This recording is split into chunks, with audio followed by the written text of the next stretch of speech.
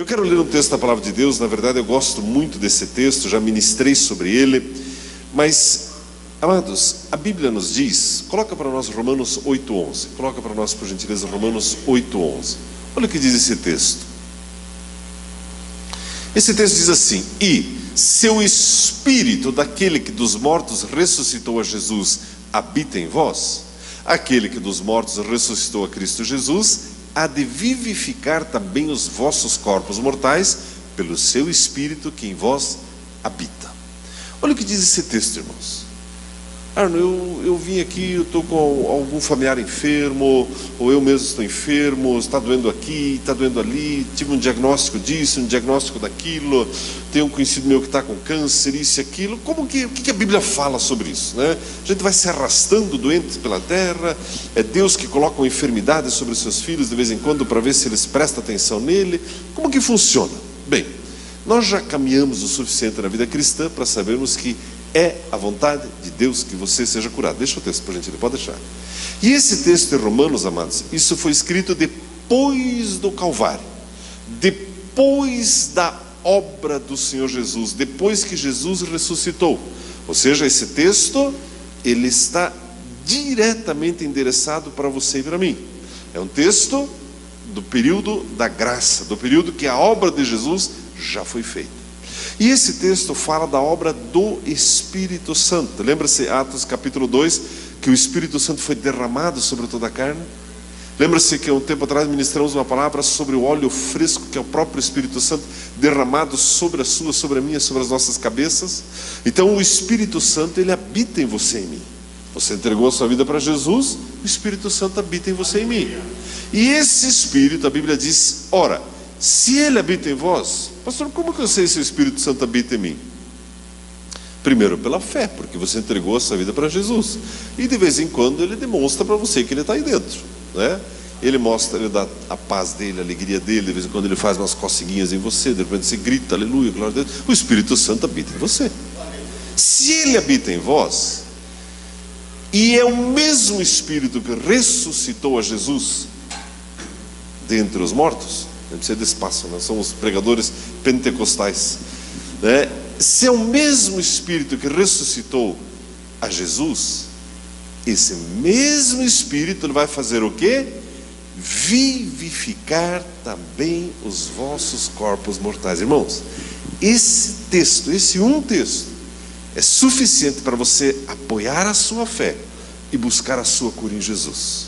O texto diz: se o Espírito Santo habita em você, e ele habita, e é o mesmo Espírito que ressuscitou a Jesus dos mortos, algo extraordinário, esse mesmo Espírito vivifica o seu corpo mortal. Não importa a enfermidade, não importa o estágio, não importa o diagnóstico da medicina, não importa a idade, não importa o quadro, o Espírito Santo vivifica o nosso corpo mortal. Cada célula do seu corpo ele vivifica.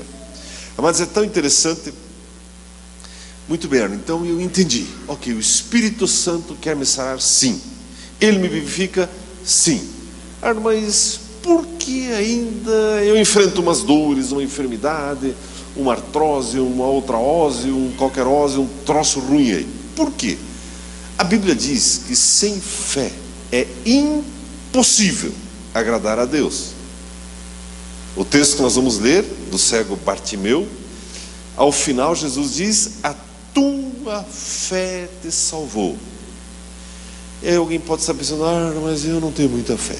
Certa vez um pai de um garotinho que estava endemoniado falou isso para Jesus: Jesus, aumenta a minha fé, me ajuda. Como que você aumenta a sua fé? Como que faz? Como? Como que faz? Como que aumenta a fé? Como eu aumento a minha fé? Como eu diminuo a minha fé, eu sei. Basta deixar de orar, basta deixar de frequentar a igreja, basta deixar de ler a Bíblia, não é verdade?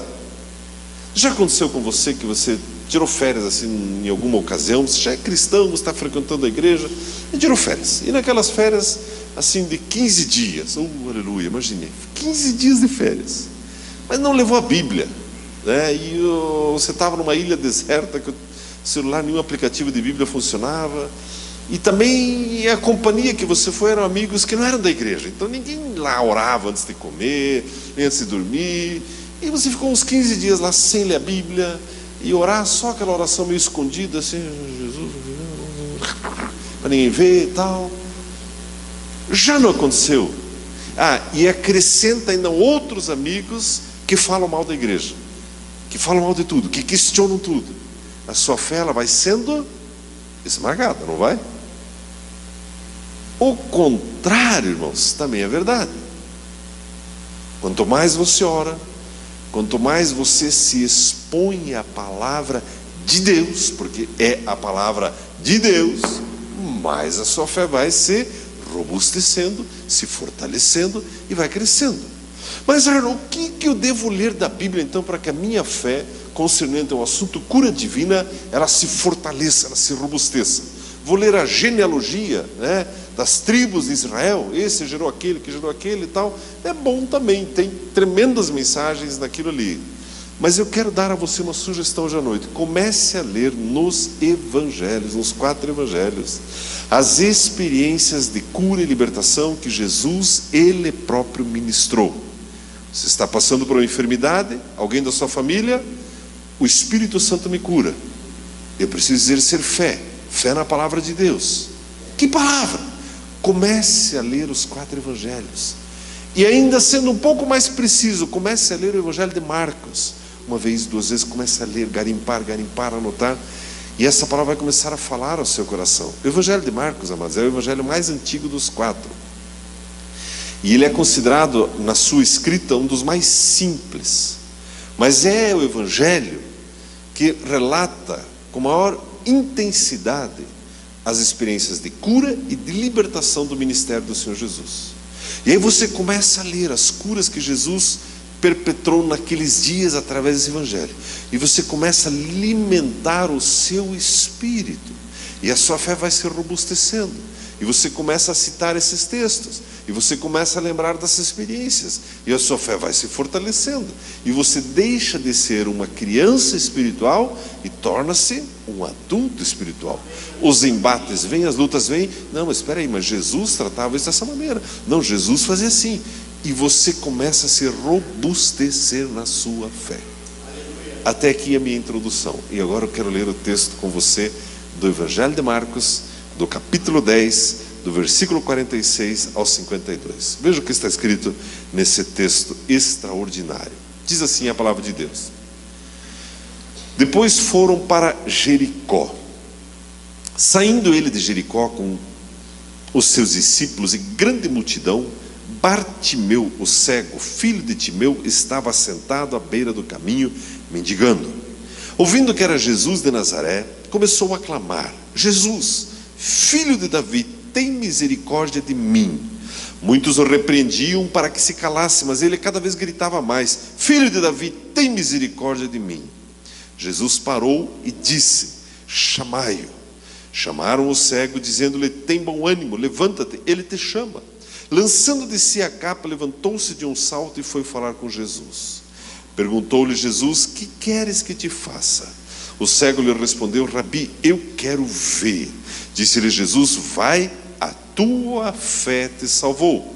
Imediatamente ele tornou a ver e seguia a Jesus pelo caminho. Amados, que narrativa extraordinária. Tem alguns detalhes aqui que depois da cruz, a nossa petição para Jesus muda um pouco, mas já vamos entrar nisso.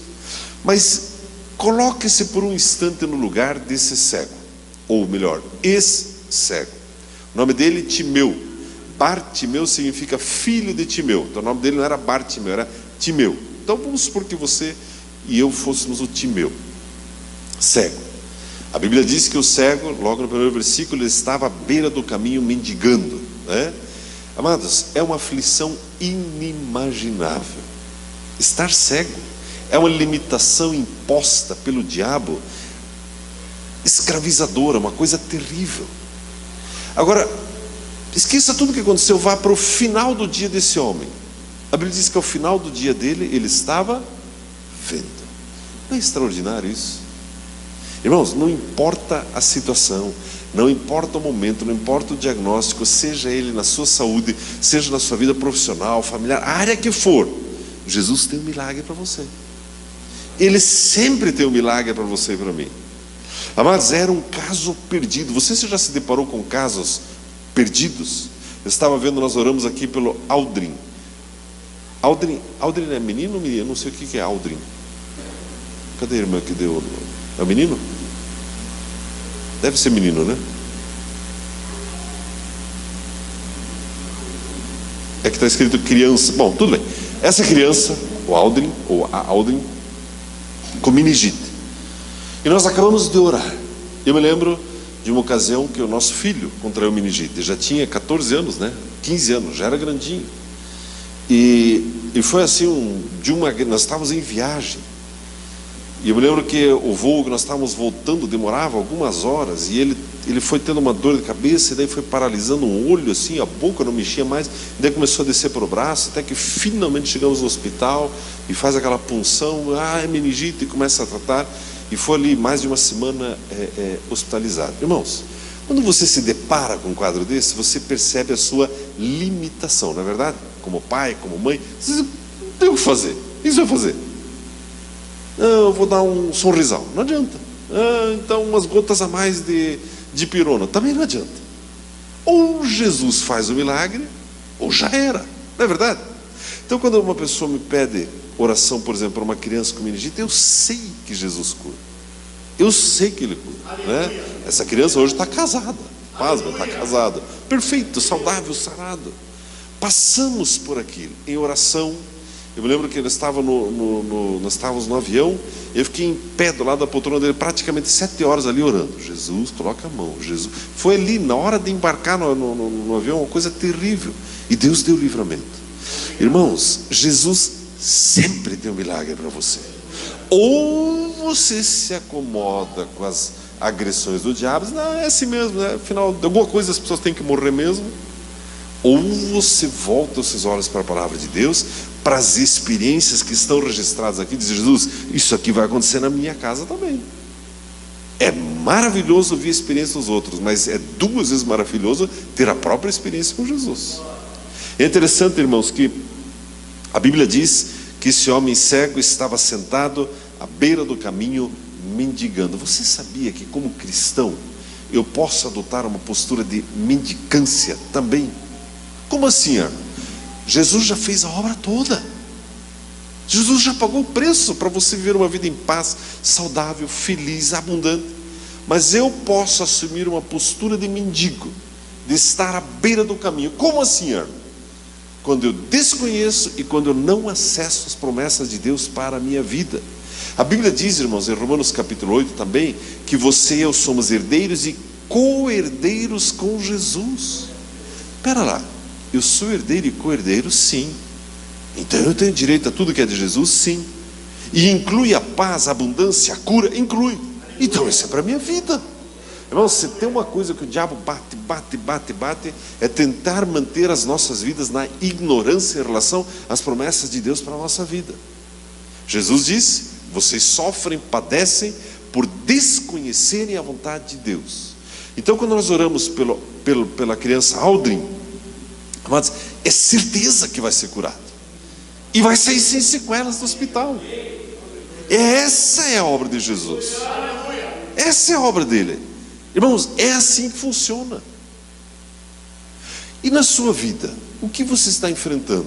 Algumas pessoas, elas aceitam passivamente a agressão do diabo. Não, mas eu tomo esse remédio, tomo aquele. Está certo que, né, dói um pouco e não sei o quê. À beira do caminho, mendigando. Irmãos, não é o que Deus tem para a sua vida.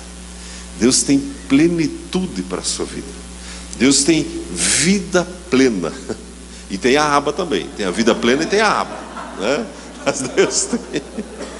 Mas Deus tem plenitude para a sua e para a minha vida, irmãos. Irmãos, irmãs, estou querendo mexer com você. Comece de novo a orar com intensidade. Jesus, eu apoio a minha fé na tua palavra. E eu vou ver o milagre na minha casa, no meu filho, na minha filha, no meu marido, no meu corpo. Como que eu vou morrer então? feliz da vida. Ué. Quando chegar o dia e a hora, passar bem, Deus abençoe, a paz do Senhor, está aqui mais uma oferta para você, você paga aquela conta ali. Mas por quê? Não, eu estou indo embora. Tá, mas você não está doente, mas Jesus está me chamando. Acabou-se. Amém, irmãos? Ah, mas eu achei que tinha que derreter o cérebro, tinha que explodir o coração, tinha que... Não, irmãos.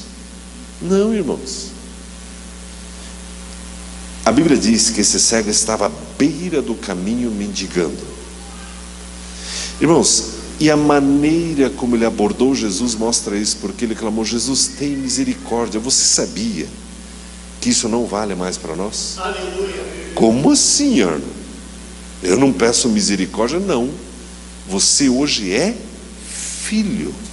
Aleluia. Você não pede mais misericórdia. A cura, isso aqui foi antes do Calvário, irmãos. A cura já é sua, você acessa pela fé. Jesus, eu recebo a cura que eu tenho direito por causa da tua justiça. Irmãos, é assim que funciona. Deus tem misericórdia de mim. Não, Deus fica olhando. Peraí, algum filho teu faz isso? Ele quer um sorvete, um dia friozinho, ele puxa o teu paletó lá: Pai, tem misericórdia de mim. Que foi, filho? Que conversa é essa? Pai, eu quero tanto um sorvete. Tem misericórdia, pai. Da onde, irmãos? Aonde? Teu filho não tem liberdade? Diz: pai, me dá um 5 aí. Para que, filho? Para dar um sorvete. E ele não vai com maior alegria te dar um 5, 10? Vai. Mesmo que esteja frio, congeado, esteja com a garganta inflamada, toma um sorvete, filho. É uma delícia, não é verdade? É uma delícia. Você não fica feliz de abençoar teus filhos? É gostoso receber um presente, não é verdade? Mas é muito melhor dar um presente. Eu tenho uma experiência minha, eu me lembro, quando eu tinha 18 anos, eu já trabalhava desde os 15, carteira assinada, fui guardando o dinheirinho, faltava uma semana para fazer 18, irmãos, para mim era a maior vitória do mundo. Pastor Eliseu, era a maior vitória do mundo. Sabe qual foi essa vitória? Comprei meu primeiro Chevetinho 79. O banco estava rasgado, tinha ferrugem, mas aquilo eu me sentia assim, agora cheguei na lua. Foi uma experiência assim, agora imagina, né? E com esse Chevette que depois eu pedi a Verinha namoro, mas tudo bem, esse é um detalhe. E foi uma alegria, foi uma vitória, um gosto assim, Deus, obrigado. Lavava ele todo dia um pouquinho. Já lavou o Chevette todo dia mesmo? Esfregava aqueles pneus, não sei. Mas o dia que eu pude abençoar o meu filho, quando ele fez 18 com o carrinho dele, a alegria foi muito maior. Não é assim? Você já não teve essa experiência? Os meninos aqui, lembra quando você comprou o teu primeiro carro? Não foi uma coisa extraordinária? Você não se achou o cara mais feliz da terra? Mulher eu não sei o que é, né? Sei lá, comprou o quê? O primeiro estojo da Mary Kay.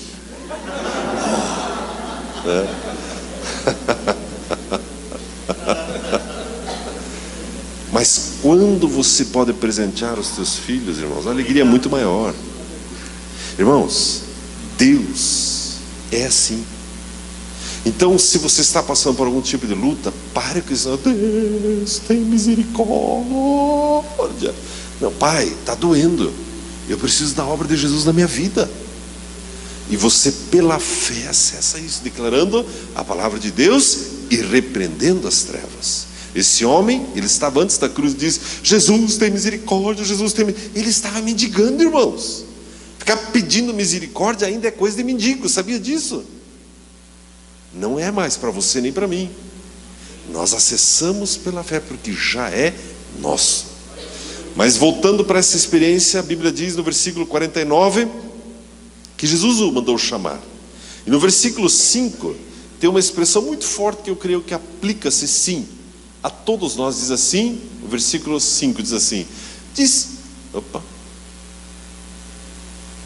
50, esse também é bom, mas daria uma outra mensagem. O 50, 10:50, diz assim: nisso, lançando de si a sua capa, de um salto se levantou e foi ter com Jesus. Irmãos, mesmo para nós, depois do Calvário, essa expressão lançando de si a capa, aplica-se a nós. Como assim? A capa, no caso desse homem que era cego, significava a proteção dele, a cobertura dele, a segurança dele, o calorzinho dele, a tenda dele. Era a segurança dele. Era aquilo que era material onde ele se agarrava, era aquilo que o protegia do frio, era o que o protegia do calor, era o que o protegia dos animais, era o que protegia de pessoas ruins, era aquela capa. Só que agora chegou a hora que Jesus diz: ei, venha mais perto. Irmãos, mesmo já estando em Jesus, de vez em quando nós assumimos algumas capas sobre nós, alguns valores antigos, alguns pecados antigos, algumas manias antigas. Está na hora de deixar isso para trás. Jesus, é o seguinte: eu quero ter tudo aquilo que o Senhor tem para a minha vida. Eu quero desfrutar. Irmãos, ouça com atenção o que eu quero lhe dizer. Deus permite que você entre em algumas curvas na vida. Deus permite algumas coisas para você lançar de si a sua capa. Como assim? Imagine que esteja pesando sobre os teus ombros uma capa de arrogância, que você ou eu sejamos pessoas intragáveis, oprimindo, esmagando os outros, e de repente você entra numa curva que ou eu largo essa capa ou eu vou ser esmagado. Ou talvez esteja pesando sobre a sua vida uma capa da mentira, e era um hábito antigo, e você já está em Jesus, e chega uma hora: Deus, eu preciso deixar isso. Ou alguns outros pecados, a pornografia, ou sabe lá o que. Está na hora de: Jesus, eu vou deixar isso para trás, eu vou me lançar totalmente. Ou alguns conceitos. Eu já ouvi uma frase assim: escuta, se você for tanto assim para a igreja, você vai virar fanático. Já ouviram essa bobagem por aí? Ao que eu respondo: então deixe mais para a igreja, porque não estou conseguindo virar fanático ainda. Não é verdade? Mas às vezes são valores, são frases que são ditas. Está na hora de deixar isso para trás. Sabe de uma coisa? O meu compromisso é com Jesus, é com a obra dele mesmo. Aleluia! E a Bíblia diz que esse homem, de um salto, foi ter com Jesus. E eu gosto do versículo 51. Perguntou-lhe Jesus: que queres que te faça? Irmãos, eu posso com toda segurança afirmar para você que Jesus pergunta a mesma coisa: o que você quer que eu te faça? Mas é assim que Deus nos trata. Jesus não trata você: volta amanhã, deixa eu ver minha agenda, e só ano que vem. Não, irmãos. Jesus, ele nos trata: o que você precisa, o que você quer. Irmãos, Jesus está aqui e ele pergunta: o que você quer que eu te faça? No campo da saúde, no campo do seu casamento, da sua família, do seu trabalho, das suas finanças, dos seus projetos. O que você quer que eu te faça? Irmão, só Jesus tem autoridade para perguntar e para responder isso para você. Ninguém mais tem. Quem mais pode perguntar isso? Por mais milionário que seja, por mais político que seja, quem pode chegar para você e assumir tal responsabilidade? O que você quer que eu te faça? Eu vou fazer. Só que Jesus pode.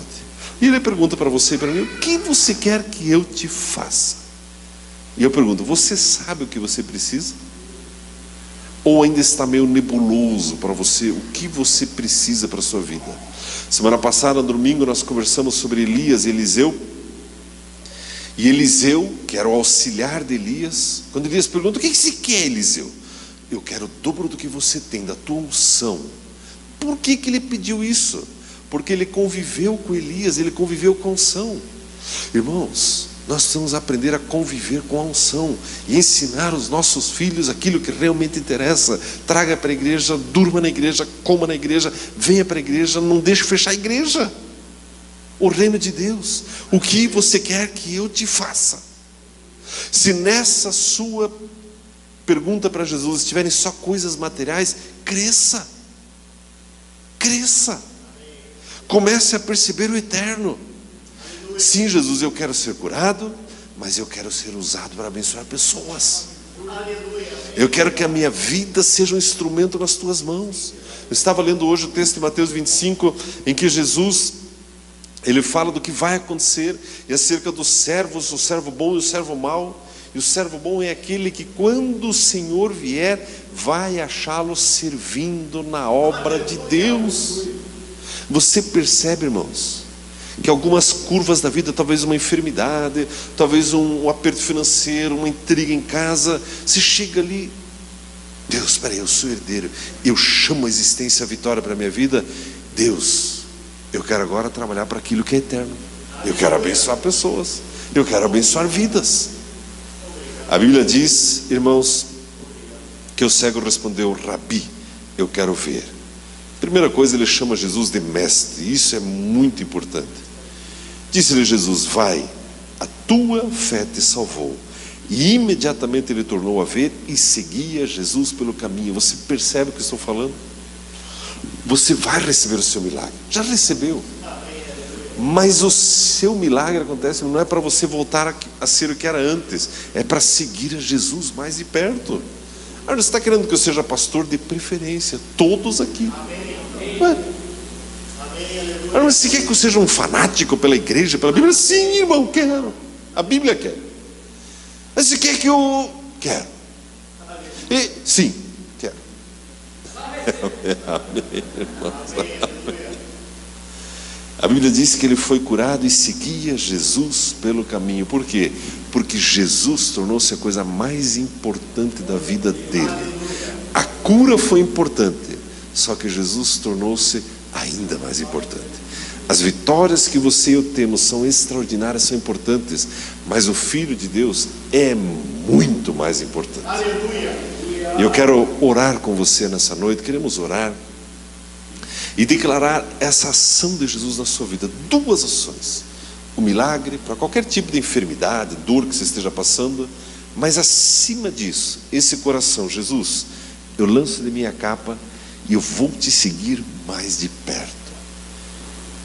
Amados, e caminhar tão próximo de Jesus, a ponto de conhecer os desejos dele, sentir o perfume dele, ver a força dele e ser uma extensão dele sobre a terra, que é para isso que você e eu fomos chamados. Amém, irmãos? Você recebe essa palavra? Convido você a ficar em pé, por gentileza.